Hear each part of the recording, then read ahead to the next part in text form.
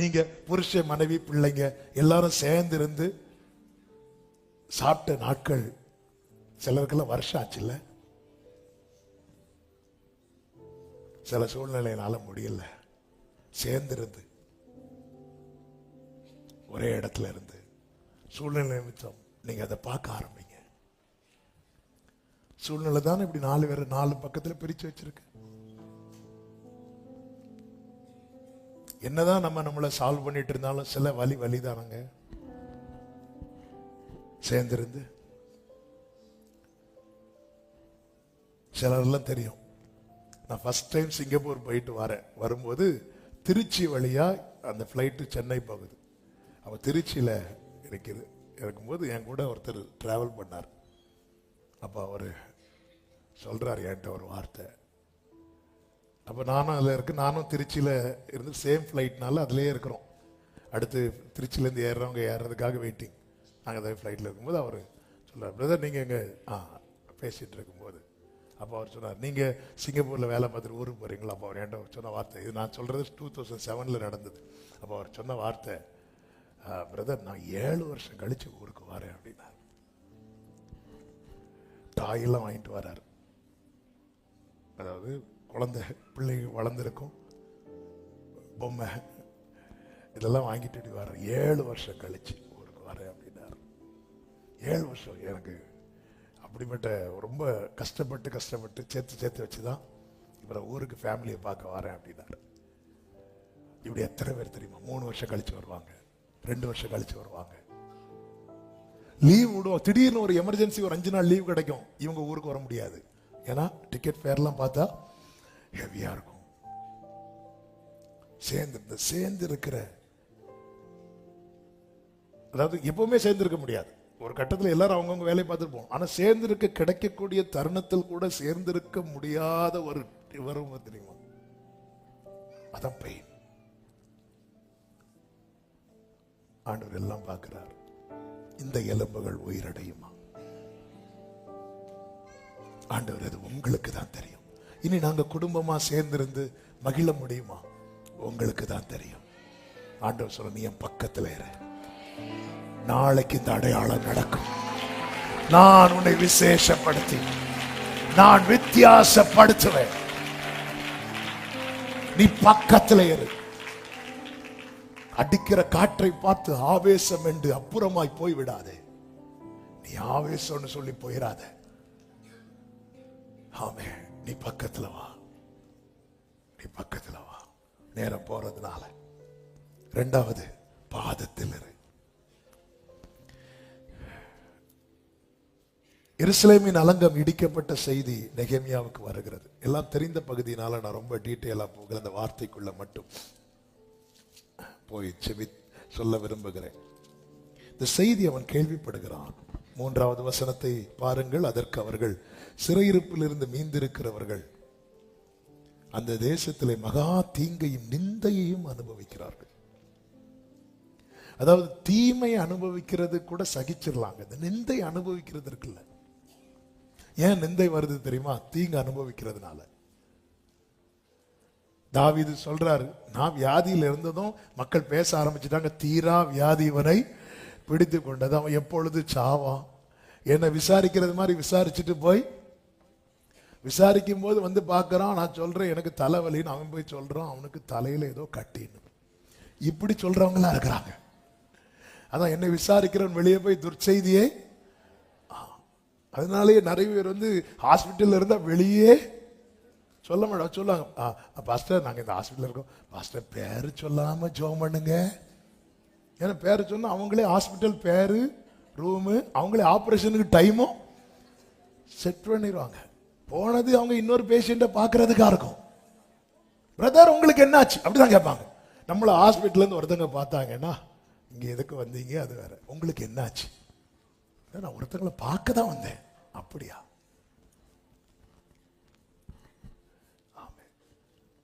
நேரம் நிந்தை தீங்கு.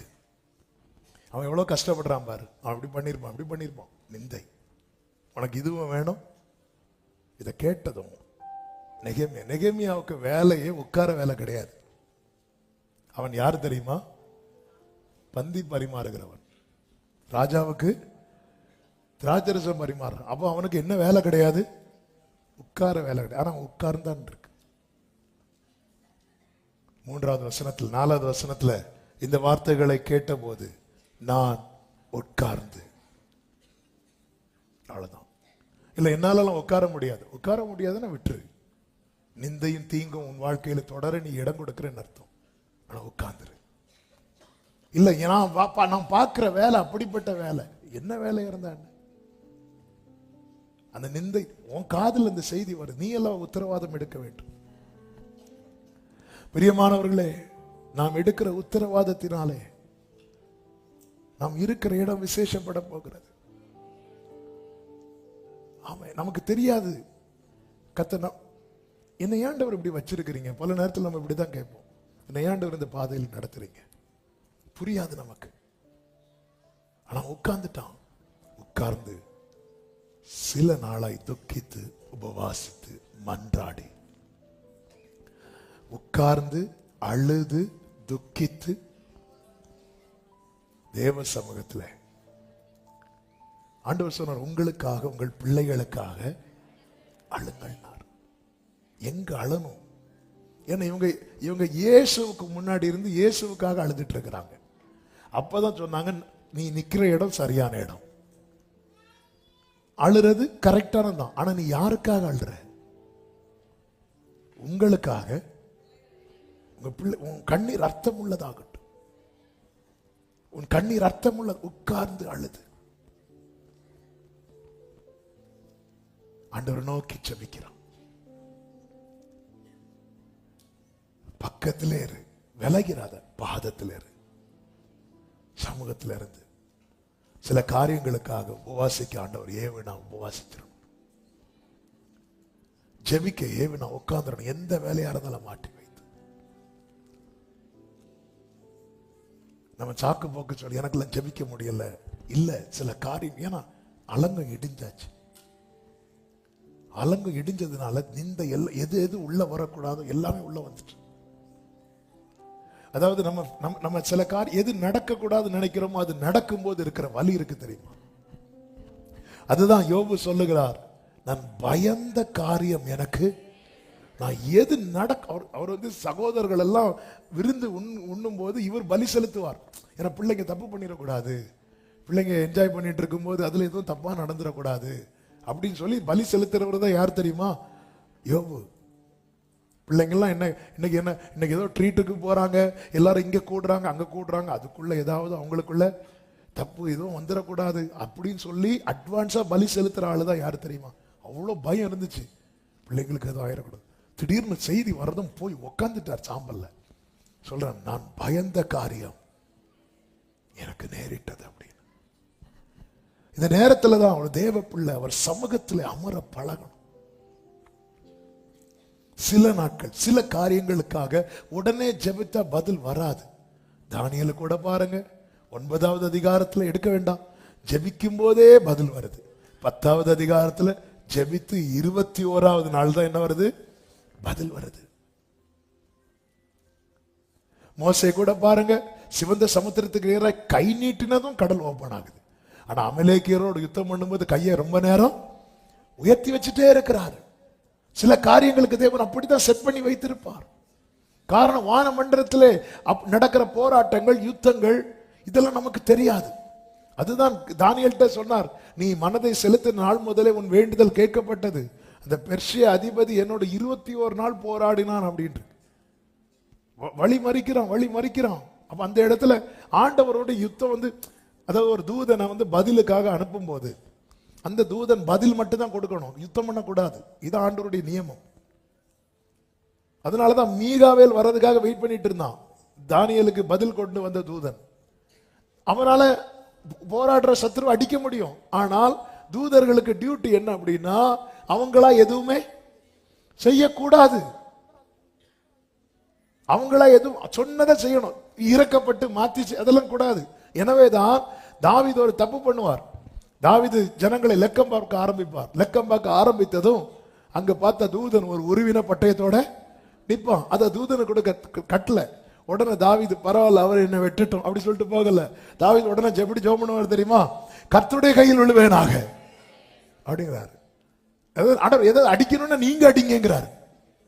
சொல்லிட்டு அடுத்த வார்த்தை சொல்ற, அவருடைய இரக்கங்கள் அனாதியா இருக்கிறது. ஏன்னா இவனுக்கு இறங்க தெரியாது, இவனுக்கு இறக்க தான் தெரியும். கத்தி எடுத்துட்டாருன்னா வெட்டு. எனவேதான் இந்த தலைப்பிள்ளை சங்காரம் நடக்கிற சங்கார தூதன் வரும்போது எதுக்கு ஆட்டுக்குட்டியை அடிச்சு ரத்தத்தை பூசணும்? அவனுக்கு டியூட்டி என்ன? வீட்டில் இருக்கிற முத பிள்ளைய அடிக்கணும்.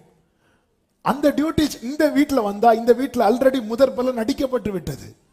அதனுடைய அடையாளமாக ரத்தம் பூசப்பட்டு விட்டது. நமக்காக அடிக்கப்பட்ட முதற் பலன் தான் நம்ம ஆண்டவராகிய இயேசு கிறிஸ்து. ஹல்லேலூயா. தூதர்களுக்கு வேலை தான் பணிவிடை ஆவிகள். கர்த்தருடைய சொற்படி செய்கிற அவருடைய பணிவிடை ஆவிகள் சொன்னது அப்படியே செய்யணும், அங்க இறங்கணும்.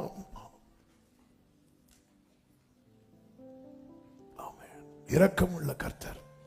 எனவேதான் தூதன் தானியேல்கிட்ட வரார். சரி, நான் டாபிக் மாறி பேசிட்டு இருக்கிறேன்னு நினைக்கிறேன், அதை கிளியர் பண்றேன். எதுக்கு அந்த தூதனால இல்ல, தூதன் வெயிட் பண்றான் மீகாவேல் வர. ஏன்னா மீகாவேலுக்கு டியூட்டி தான் என்ன தெரியுமா? வெட்டுறது. மீகாவேல் எனக்கு சப்போர்ட் பண்ணான்னு அந்த அதிகாரத்தில் நம்மளால பார்க்க முடியும். கர்த்தருக்கு மாத்திரம் மகிமை உண்டாவதாக. அப்போ தேவ பிள்ளைகளை சில காரியங்களுக்காக உட்கார்ந்து சோர்ந்து போகக்கூடாது. அதனாலதான் சோர்ந்து போகாம ஜெபிக்கிறதுக்கும் கர்த்தர் ஒரு உவமையை சொல்லுவார். சொல்லியிருக்கிறார்ல, லூக்கா சுவிசேஷம் 18வது அதிகாரம். இந்த இடத்துல நடந்தது என்ன தெரியுமா? கர்த்தர் வித்தியாசத்தை உண்டு பண்ணுகிறார். இவங்க அலங்கத்தை கட்ட ஆரம்பிக்கும் போது சன்பலாத்தும் தொபியாவும் போன்றவர்கள் எதிர் டீம்ல இருந்து அதை எப்படியாவது முடக்க வேண்டும் என்று பார்த்தார்கள். அதில் அவர்கள் சொன்ன ஒரு வார்த்தை உண்டு. என்ன வார்த்தை தெரியுமா? 4வது அதிகாரம் அதனுடைய 2வது வசனத்துல, அந்த அற்பமான யூதர் செய்கிறது என்ன? அவர்களுக்கு இடம் கொடுக்கப்படுமோ? பலியிடுவார்களோ? ஒரு நாளிலே முடித்து போடுவார்களோ? அடுத்த வார்த்தையை பாருங்க. சுட்டரித்து போடப்பட்டு மண் மேடுகளான கற்களுக்கு உயிர் கொடுப்பார்களோ என்று சொன்னார். சுட்டரித்து போடப்பட்டு மண் மேடுகளான கற்கள். இதுல சுட்டரித்து போடப்பட்டதுப்பா. இதுக்கு நீ இவங்க வந்து உயிர் கொடுப்பாங்களா? உயிர் கொடுக்கப்பட்டதல்லவா? அலங்கம் 52 நாளைக்குள்ளே கட்டி முடிக்கப்பட்டதல்லவா? நீ அழுறது, நீ துக்கப்பட்டது, நீ மண்டாடினது, நீ உபவாசித்தது வீண் போகாது சகோதரா, வீண் போகாது சகோதரி. இன்னைக்கு அநேக சன்பலாத்து தோபியாக்களும் இப்படிதான் பார்த்து கொண்டிருக்கிறார்கள். சுட்டரித்து போடப்பட்ட கற்களுக்கு உயிர் கொடுப்பாங்களா? இந்த அலங்கனி கட்டி முடிக்கப்படுமா? இவன் ஜெபத்தில் இதெல்லாம் சாத்தியமாகுமா? பரலோகத்தின் தேவன் எங்களுக்கு இவன் விசுவாசத்தில் இதெல்லாம் நடக்குமா? சுட்டரித்து, இது சுட்டரித்து போடப்பட்டது. இந்த சாப்டரை நாங்க க்ளோஸ் பண்ணிட்டோம். உன் காது கேட்க இந்த வார்த்தைகள் வரும். இது நீ நடக்க சாத்தியமே இல்லை, இது நீ நடப்பதற்கு வாய்ப்பே இல்லை. சுட்டரித்து போடப்பட்ட கற்கள். வாழ்க்கையில் இப்படிப்பட்ட நிலையில நீங்க பாதத்தில் அமர்ந்து பாருங்கள். கர்த்தர் அந்த வித்தியாசத்தை காண்பிப்பார். இடிக்க சத்துரு எடுக்கிற நாளை விட கட்டுகிற நாள். ஆமா, என் வாழ்வை இடிக்கும் சத்துருவை காட்டிலும் என் வாழ்வை கட்டும் தேவன்